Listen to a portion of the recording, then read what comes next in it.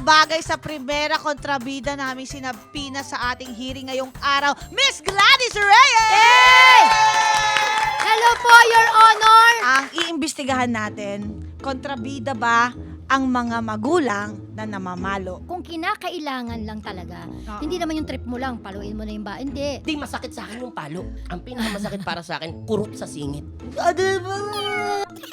Namalo din ako. Pero lumaki akong madiskarte. Ang ginawa ko, nag-ipon ako, pinaputulan ko yung mga pantalon kong maong, ginawa kong mahabang short.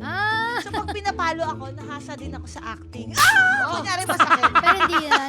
Alam niyo po kung bakit paulit-ulit ang nanay? Kasi nakikita namin, hindi niyo naman kami pinakikinggan, hindi niyo ginagawa eh. Ang galing! Sinabi sa akin ng mama ko yan.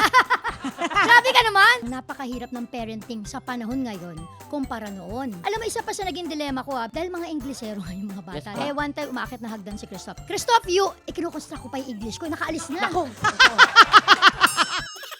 Tagaway kami nung pangalawa ko.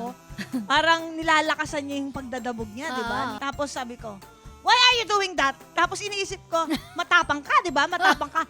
Are you brave? Are you brave? Parang ang ganda. Parang ang ganda pakinggan. Ang ginawa ko po ngayon, di naman ako nagsasalita. Maganda yung tip mo para sa mga nanonood sa atin. May mga batang mas effective sa kanila yung silent treatment. Oo, ang tawag doon pag hindi ka nagsasalita, Papa don't breathe.